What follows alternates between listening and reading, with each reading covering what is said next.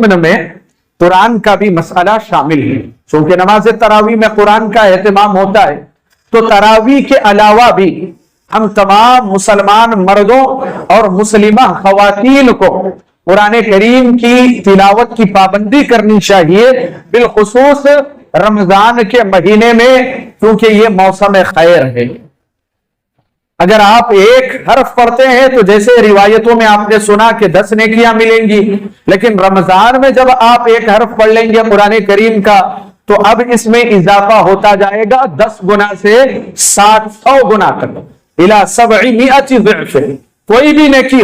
10 گنا سے اللہ رب العالمین رمضان کے مہینے میں اس کا اجر بڑھا دیتا ہے، اضافہ کر دیتا ہے، یہاں تک کہ وہ 700 گنا تک پہنچ جاتا ہے. تو ہمیں چاہیے کہ ہم قرآن کریم پڑھیں رمضان کے مہینے میں. عام طور سے یہ دیکھا جاتا ہے کہ روزے کی حالت میں لوگ آتے ہیں، قرآن کریم پڑھتے ہیں، اہتمام بھی کرتے ہیں، لیکن موبائل فون میں قرآن کریم کی تلاوت کا اہتمام کرتے ہیں. اب اس میں ہوگا یہ کہ جب آپ موبائل میں پڑھیں گے قرآن کریم، کوئی میسج آ جاتا ہے، کوئی کال آ جاتا ہے، اور پھر آپ کے ذہن میں شیطانی طرف سے کچھ وسوسے آ گئے، آدمی قرآن پڑھتے پڑھتے قرآن کو نظر انداز کر کے جو ہے کسی اور کام میں مصروف ہو جاتا ہے. تو میرا ہمارے نوجوانوں سے اور آپ تمام بھائیوں کو یہ مشورہ ہے کہ جب آپ قرآن پڑھیں تو ہارڈ کاپی لیں، آپ مصحف میں پڑھیں، کیونکہ اگر آپ موبائل فون میں اس کا اہتمام کریں گے تو جیسے توجہ دینی چاہیے اللہ کے کلام پر وہ توجہ آپ نہیں دے پائیں.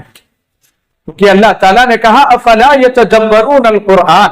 کیا یہ قرآن کریم پر غور نہیں کرتے، قرآن کریم پر تدبر نہیں کرتے. اور آپ کو یہ بھی معلوم ہونا چاہیے، یہ روایت پڑھ کر کے بڑی حیرت ہوئی کہ یہ رمضان کا جو مہینہ ہے، ہم آج تک یہی سنتے آ رہے ہیں شہر رمضان الذی انزل فیہ القرآن، ٹھیک ہے کہ رمضان کے مہینے میں اللہ تعالیٰ نے قرآن کو نازل کیا. ایک روایت آج میری نظر سے گزری الجامع الصحیح کی، شیخ البانی رحمہ اللہ نے اس حدیث پر صحت کا حکم لگایا ہے. کہا کہ توریت بھی رمضان میں، انجیل بھی رمضان میں، زبور بھی رمضان میں، یہاں تک کہ اللہ کے رسول کو قرآن بھی رمضان میں. یہ رمضان کا مہینہ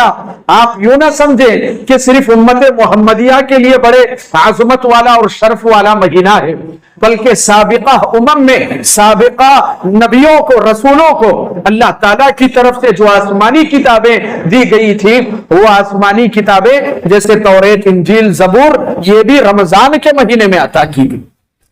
تو رمضان کے مہینے میں ہمیں خاص طور سے درس قرآن میں شامل ہونا چاہیے، قرآن کریم کے حلقے لگا کر کے علماء سے سیکھنا چاہیے. اور اسی